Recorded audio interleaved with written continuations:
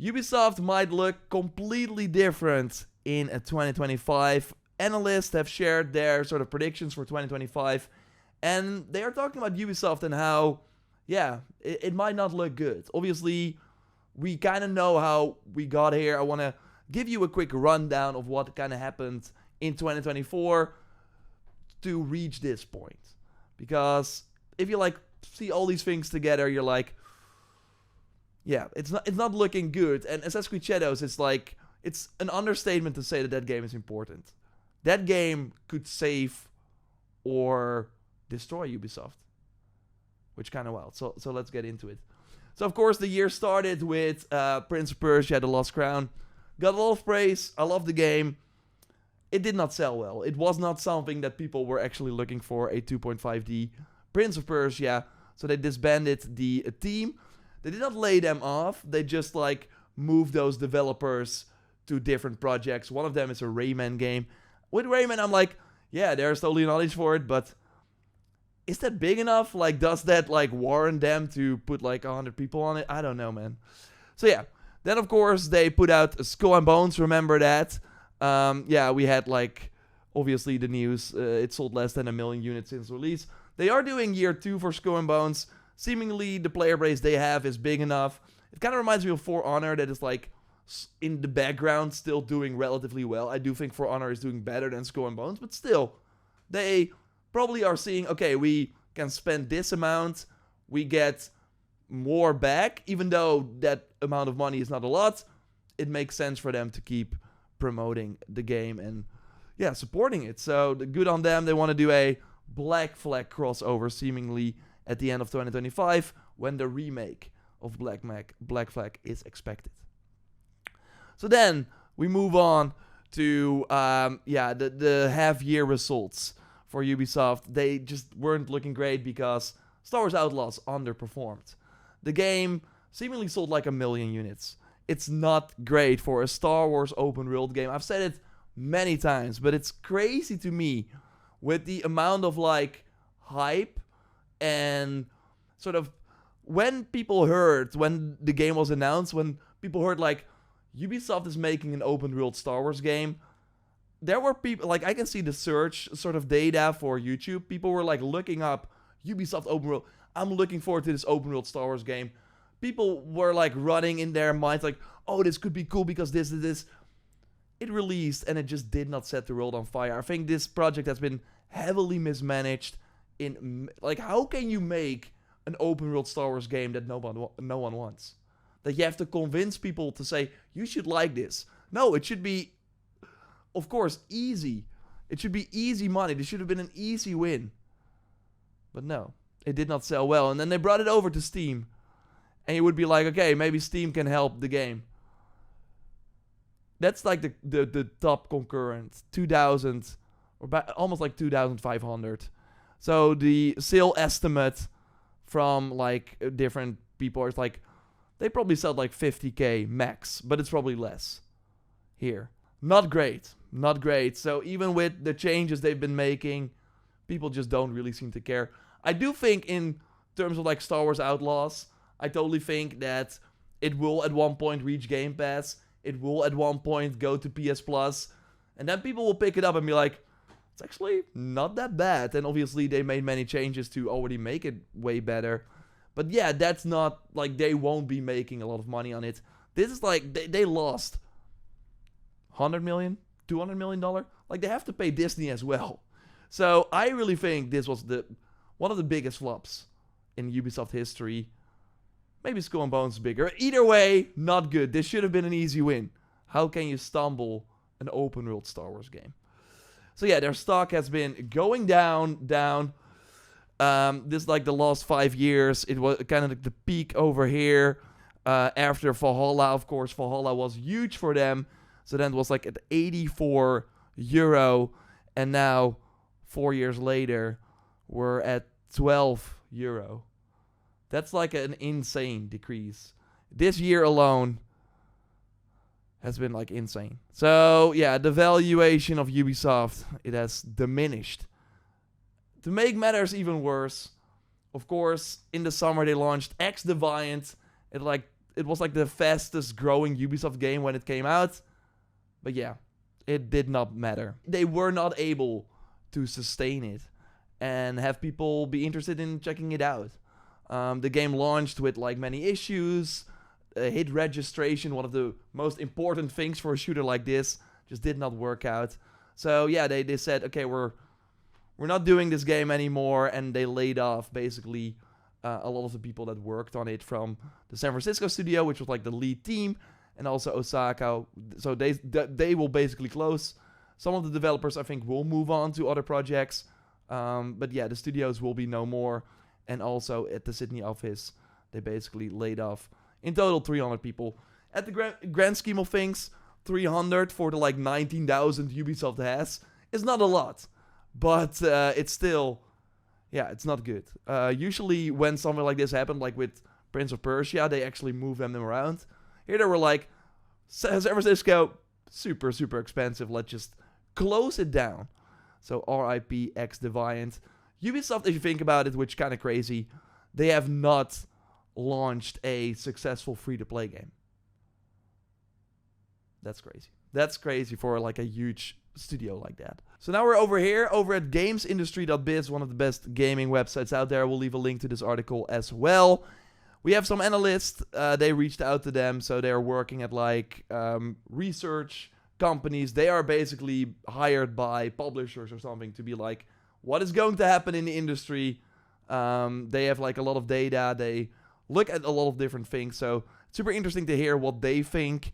So yeah, Ubisoft will change radically. I hope I'm wrong on this one, but I see Ubisoft closing studios and cutting staff at a significantly larger scale next year. In my view, Assassin's Creed Shadows will get solid reviews and sell okay, but not enough to make Ubisoft continue business as usual.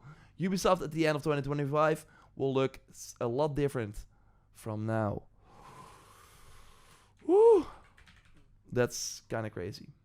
What will happen to Ubisoft? I think it depends on the performance of Assassin's Creed Shadows to an extent. A strong performance could change the leverage different parties have in discussions to take the company private, which may delay any change in the company's position. So, yeah, basically, Assassin's Creed Shadows is insanely important. And that's crazy to me. There was like an other critical point in the Assassin's Creed sort of franchise history where a game was really important. And that was after Syndicate, of course, Unity. It performed pretty well, but it like kind of put a mark or like a scar on the franchise where that game was just not ready or very ambitious when it came out.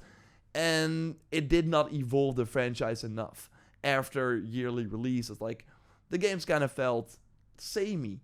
Of course, we look back at Unity as like a more vaunted experience, but when it came out, it hurt Ubisoft badly. Of course, the meme with the guy with the eyes went crazy, and there were many other issues with the game. So then they were already working on Syndicate, so Syndicate came out a year later, but instead of like launching another game the year after Syndicate, they actually took a year off for the first time since Assassin's Creed 2, and then they were like, okay, we have to reinvent the wheel, and then they went with Origins, an RPG more like The Witcher, and that worked out for them. But I remember also around Origins that like the Ubisoft people were very hesitant and kind of scared, because if Origins did not work, then their like key franchise was not in a great place anymore.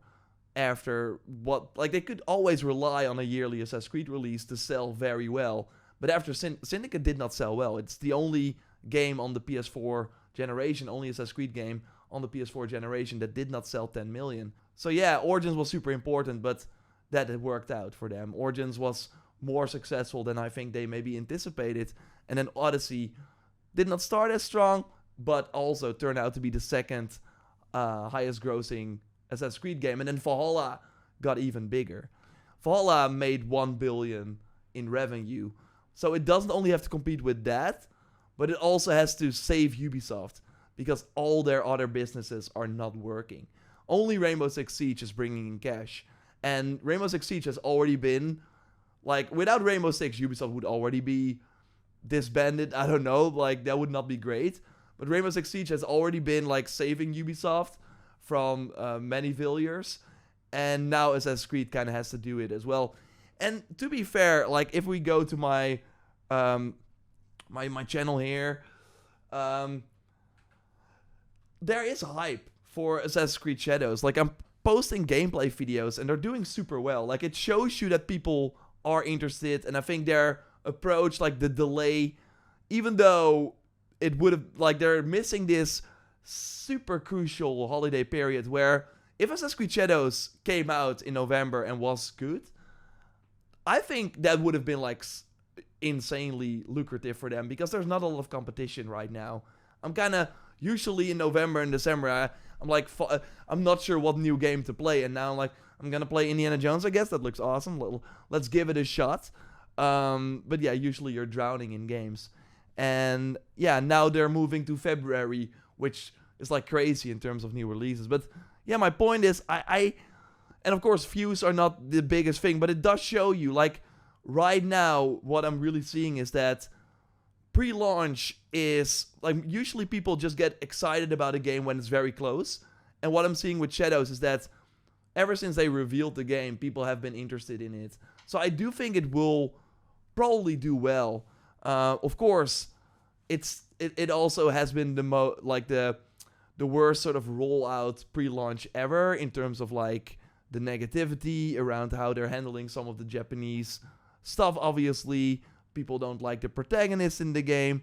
So yeah, it's still kind of a coin flip how it will go. But I think if the game is solid, if it's like, if people play it and they're like, yo, this is actually really, really good, I think that will be huge, because people want this game to be good. Right now, they just don't believe. And yeah, of course, like a good game has to, can change that. So yeah, I just wanted to like stress how important Shadow seems to be, and these analysts are saying that as well.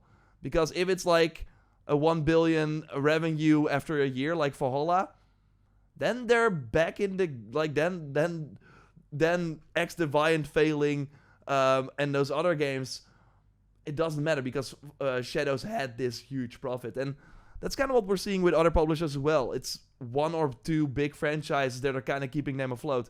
Take-Two has not released a big game since Borderlands 3, if you think about it.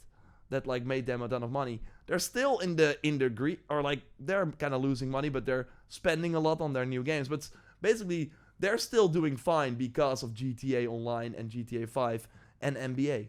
And that's what's kind of keeping them afloat. So, Ubisoft only relying on Assassin's Creed and Rainbow Six, that would not be a weird situation to be in. But yeah, if it of course doesn't go well, then yeah, it will be Tencent likely coming in and saying, yo, this can't go on any longer. We're going to buy the whole thing. And they even said that, Ubisoft has noted in recent press speculation regarding potential interest around the company. It regularly reviews all its strategic options in the interest of its stakeholders and will inform the market if and when appropriate. The company reiterates that management is currently focused executing its strategy centered on the two core verticals, open world adventures and GaaS native experiences.